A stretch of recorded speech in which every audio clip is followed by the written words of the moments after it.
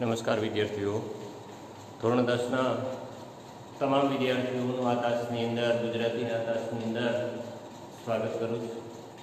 સૌને મારા good morning.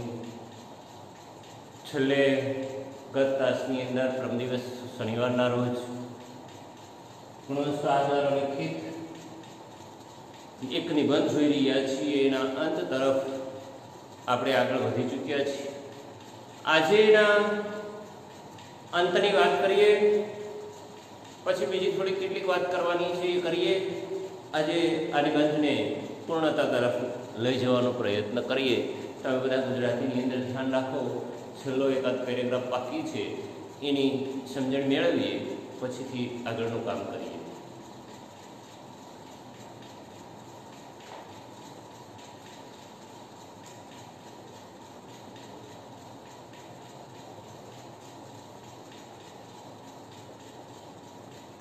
છેલ્લે આપણે વાત કરતા હતા કે ભાઈ ગુણવત્તા આપણને દર્શાવે છે કે ભાઈ સિગારેટ પીવાથી નુકસાન ન થાય એવા ઘણા બધા ઉદાહરણો લોકો આપતા હોય છે કે સિગારેટનો ધુમાડો મનની બેચેનીનું વાયુ સ્વરૂપ ગણાય. ક્યારેક ધૂમ્રપાન કરનારો અને શરાબ સેવન કરનારો માણસ લાંબુ જીવી જાય તો લોકો એક કુતર્ક ચલાવે છે.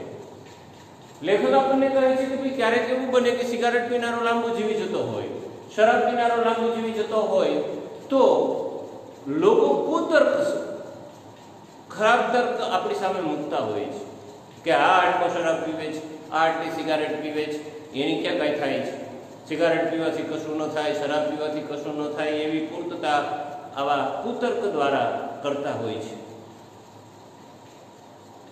જેમ જીવવું હોય તેમ જીવો. અને લેખક છેલ્લે એમ કહે જેમ જીવવું હોય તેમ જીવો.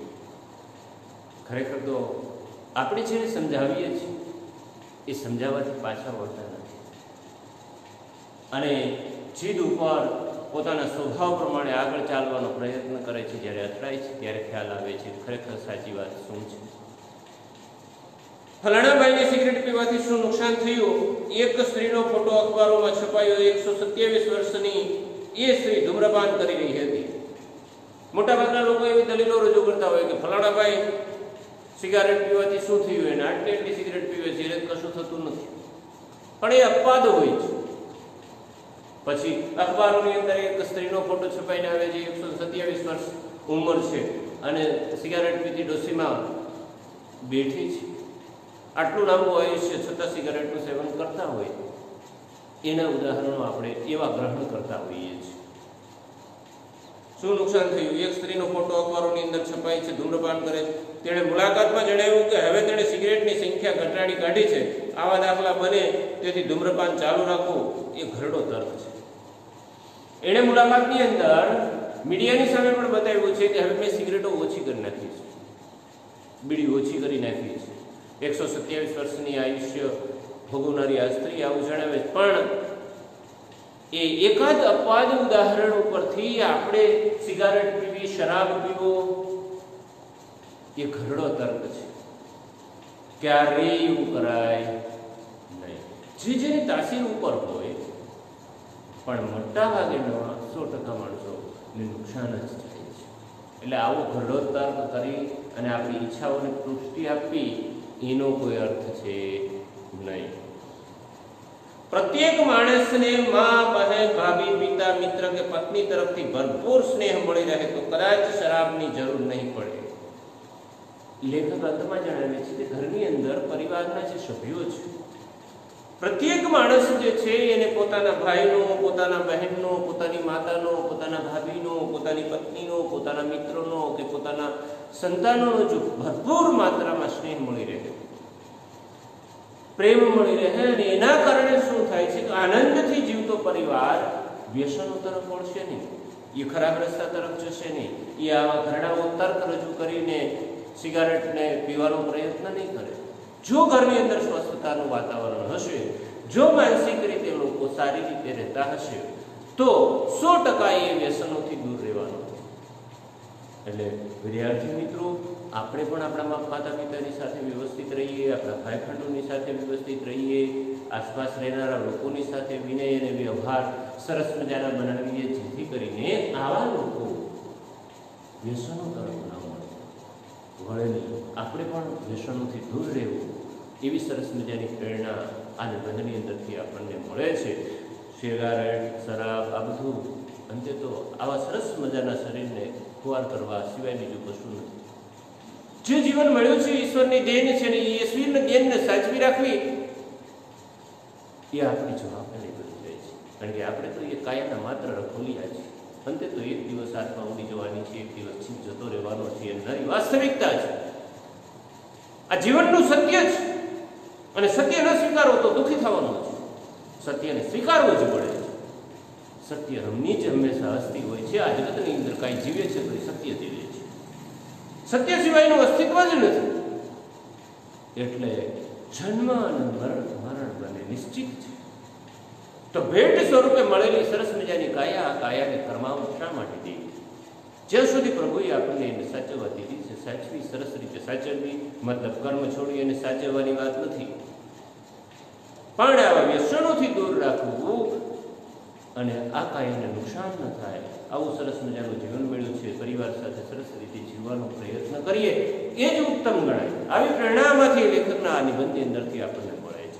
જુઓ આગળ, પ્રત્યેક માણસને મા, બહેન, ભાઈ, ભાભી, પિતા, પુત્ર, મિત્ર, પત્ની પોતાની જોઈનો સ્નેહ મળી રહે તો આપોઆપ સરસ રીતે પોતાનું જીવન જીવે અને વ્યસનોથી માણસ બેચેનીનો અનુભવ ન કરે, વ્યસનોથી દૂર રહે છે. હજી આપણે તે પ્રેમનો ઉપચાર તરીકે સ્વીકાર નથી થયો. અને એક વાત સ્પષ્ટ છે, પ્રેમનો હજી ઉપચાર તરીકે સ્વીકાર નથી. કારણ કે મોટાભાગના લોકો સ્વાર્થ ને એમાં છોડી દેતા હોય છે. એટલે સ્નેહનું સાચું સ્વરૂપ હંમેશા ભૂલાઈ જતું હોય છે. મા બાપ પ્રત્યેનો પ્રેમ, ભાઈ બહેન પ્રત્યેનો પ્રેમ, ભાઈ વચ્ચેનો પ્રેમ, દાદા દાદી પ્રત્યેનો પ્રેમ, પત્ની અને પતિ વચ્ચેના સ્નેહની વાત જે છે એને જો ઉપચાર તરીકે સ્વીકારવામાં આવે તો માણસ આપોઆપ એની સાચી અનુભૂતિ કરી શકે. પણ દરેકના સ્વાર્થ ભરેલા સંબંધો છે અને સ્વાર્થથી જ માણસ હંમેશા દુઃખી થતો હોય છે. એટલે હંમેશા એવું વિચારો કે સ્વાર્થ છોડી અને સાચા સ્નેહની, શુદ્ધ સ્નેહની ગાંઠોથી બંધાઈએ અને મા બાપ પ્રત્યે, આપણા ભાઈબંધો પ્રત્યે સારી ભાવના રાખીએ તો એ લોકો વ્યસનોથી દૂર રહે, આપણે પણ વ્યસનોથી દૂર રહીએ. લવ થેરપી માટે હોસ્પિટલ કે સાયક્રિએટ્રિસ્ટ પાસે જવું ન પડે. અને એના માટે લવ થેરપી માટે સાયક્રિએટ્રિસ્ટ પાસે જવું જ ન પડે. એની જરૂર નથી. ઘરની અંદર જો સારા સ્નેહથી બધા રહેતા હોય તો ક્યાંય જવાની જરૂરિયાત નથી. ભર્યો પ્રેમાળ પરિવાર તન અને મનના આરોગ્ય માટેની પૂર્વ શરત છે. લેખક સરસ મજાની અંતમાં વાત કરે છે. તો ભર્યો પરિવાર, પ્રેમાળ પરિવાર એ સારા આરોગ્ય માટેની પૂર્વ શરત છે. કે ઘરની અંદર ભરપૂર પ્રેમાળ વાતાવરણ ભરેલું હોય તો આરોગ્યની એ પૂર્વ શરત છે. આરોગ્ય તો જ જળવાય, સ્વસ્થતા તો જ જળવાય જો ભરપૂર માત્રામાં સ્નેહ ભરેલો હોય તો. જીવન વીમો જરૂરી છે, પરંતુ જીવન શ્રદ્ધા એથી વધારે જરૂરી છે. લેખક ખૂબ સરસ મજાની વાત કરે છે કે લોકો જીવનના વીમાઓ ખૂબ ઉતારતા હોય છે કે અકસ્માતે મૃત્યુ પામે તો આટલા લાખ મારા પરિવારને મળી છે. આ જીવન વીમો છે. એટલે મૃત્યુ નો ડર છે, પણ એના કરતા જીવન પ્રત્યેની શ્રદ્ધા તો મજબૂત બનાવો કે ખરેખર જીવન જીવવું છે ને સારી રીતે છે, આદર્શો સાથે જીવવું છે, જીવનના કંઈક મૂલ્યો સાથે જીવવું છે, કંઈક યોગ્ય દ્રષ્ટિકોણ સાથે જીવવું છે, મારા જીવનને હું સફળ બનાવીશ એવી ભાવના તો દરેકની અંદર જાગવી જોઈએ. ગમે તેમ જીવન જ્યાં જેવી જરૂરત હોય એવું સ્વરૂપ બનાવી લેવાનું અને એ પ્રમાણે વર્તી લેવાનું એ કાંઈ જીવન છે.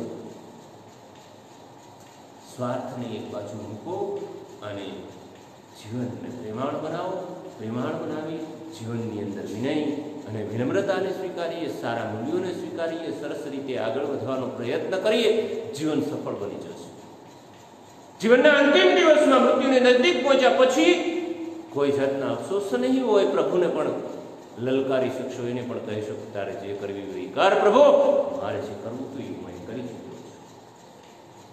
આવું કહેવાની તાકાત ક્યારે હોય? તમારા કર્મો ઉપર તમને ગૌરવ હોય અથવા તો તમે કરેલા સત્કર્મો ઉપર તમને અભિમાન. મેં કોઈ પણ સંજોગોની અંદર આ ખોટું નથી કર્યું. ખોટું કરવાવાળા હરેક જગ્યાએ, દરેક જગ્યાએ સ્વાર્થના પુતળાઓ છે. દરેકને પોતાના કામ કઢાવવાની ઉતાવળ છે. ભર્યો ભર્યો પ્રેમાળ પરિવાર તન મન, ધનની સ્વસ્થતા માટે અને મનની સ્વસ્થતા માટે આરોગ્યની આ પૂર્વ શરત છે. જીવન વીમો જરૂરી છે, પરંતુ જીવન શ્રદ્ધા એટલી વધારે જરૂરી છે. જીવન પ્રત્યેની શ્રદ્ધા તો હોય છે. જીવન એવું છે કે એમાં ભરપૂર માત્રામાં તમને શ્રદ્ધા હોય. તમારા એક એક કામની અંદર તમને શ્રદ્ધા હોય. તમારા એક એક કર્મની અંદર તમને વિશ્વાસ હોય કે આમાં હું સફળ થઈશ. અને શ્રદ્ધાના તાંતણે જે લોકો આગળ વધતા હોય છે, એના વગર આગળ થાય.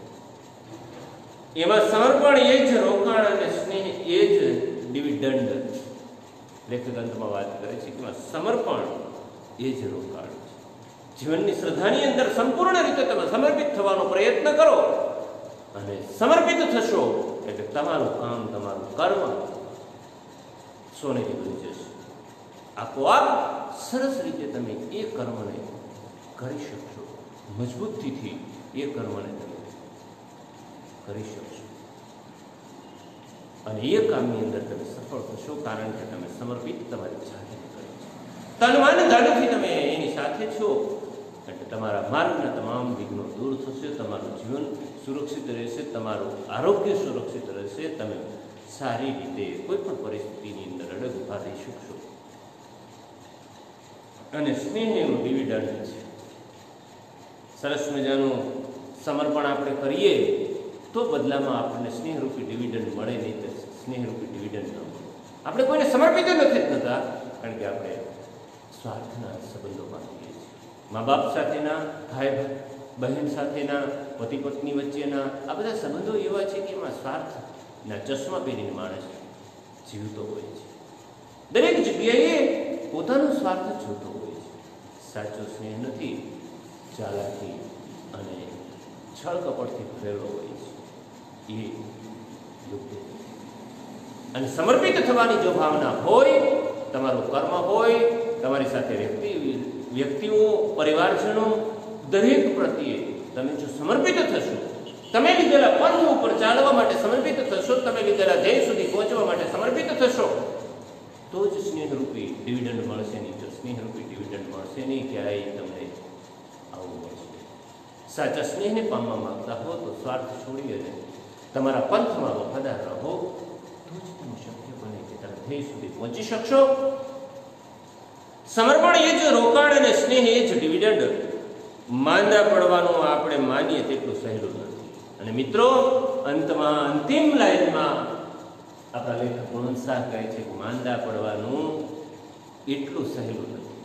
એના માટે વ્યસનો કરવા પડે, એના માટે ગંદકીઓ કરવી પડે, એના માટે આમ તેમ ભટકવું પડે, એના માટે અનિયમિત જીવન જીવવું પડે, ગમે એવું ગમે તેવું મળે તેવું ખાવું પડે અને અંતે બીમાર પડવું પડે છે. એટલે મહેનત કરવી પડે છે. કલાકો સુધી ઓફિસની અંદર એર કન્ડિશન રૂમની અંદર બેસી રહેવું પડે છે અને સતત બહારનું ખાવું પડે છે, ત્યારે માંદા પડે છે.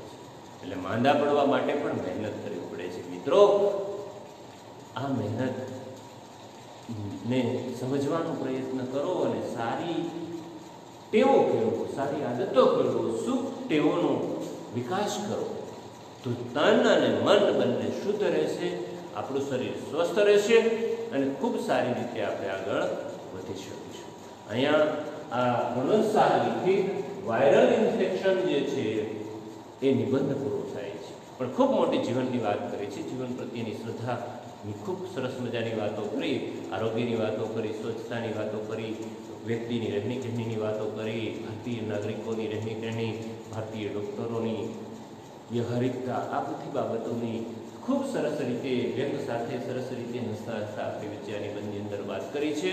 માણસે પોતાના તનને શુદ્ધ રાખવા માટે શું કરવું જોઈએ એ માણસે વિચારવું જોઈએ. વિદ્યાર્થી મિત્રો, તમે પણ આમાંથી સરસ મજાની પ્રેરણા લઈ તમારા શરીરને સ્વસ્થ રાખો અને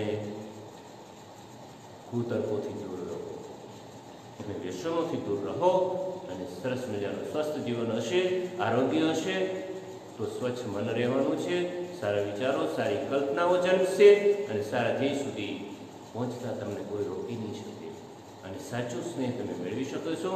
આ વાયરલ ઇન્ફેક્શનને અહીંયા પૂર્ણ કરીએ છીએ. શબ્દાર્થ જોઈ જઈએ થોડા. બેદરકાર એટલે કાળજી વગરનું, મથવું, મહેનત કરવી, અહીં પ્રયત્ન કરવો. વાયરલ એટલે રોગ પેદા કરનાર અતિ સૂક્ષ્મ જંતુવાળું. સાધના એટલે સાધુ તે, નિરોગી એટલે તંદુરસ્ત આરોગ્યમય, પ્રહાર એટલે ખા. કાર્ડિયોગ્રામ એટલે હૃદયના ધબકારા આલેખતું યંત્ર છે. કાર્ડિયોગ્રામ આપણે કરાવીએ છીએ, ઈસી જેને કહીએ છીએ, લઈએ છીએ કે હૃદયની સ્થિતિ બતાવે કે કેટલી સ્પીડની અંદર હૃદય ચાલે છે. સંકટ એટલે આપત્તિ, આફત, અહંકાર, અભિમાન. સાયક્રિએટ્રિસ્ટ એટલે મનોચિકિત્સકની પાસે જવું પડે જ્યારે વ્યક્તિ માનસિક રીતે નબળો પડતો હોય, વ્યગ્ર રહેતો હોય, ચિંતાઓની અંદર ફેરાઈ રહેતો હોય, માનસિક રીતે જ્યારે નબળો પડી જતો હોય ત્યારે એને મનોચિકિત્સક પાસે બતાવવું પડે અને એના મનને મજબૂત બનાવવા માટેની પ્રેરક વાતો એની પાસેથી લેવી પડે. આવી ટ્રીટમેન્ટ પણ થાય છે. વછૂટી જવું એટલે નીકળી જવું, અહીં રેબઝેબ થઈ જવું. વછૂટી જવું એટલે નીકળી જવું એવું થાય, પણ અહીં તો રેબઝેબ થઈ જવું એવો અર્થ આપણે ગ્રહણ કર્યો હતો. વિરુદ્ધાર્થી શબ્દો થોડા આપ્યા છે જુઓ. માંદવું એટલે સાજું, પછી અસહ્ય એટલે સહ્ય, સ્વીકાર, અસ્વીકાર, સ્વસ્થ, અસ્વસ્થતા, સ્થૂળ એનું વિરોધી સૂક્ષ્મ, ગંદકી એનું વિરોધી સ્વચ્છતા, સ્વચ્છનું વિરોધી અસ્વચ્છ. રૂઢિપ્રયોગ આપ્યા છે. સુગ હોવી.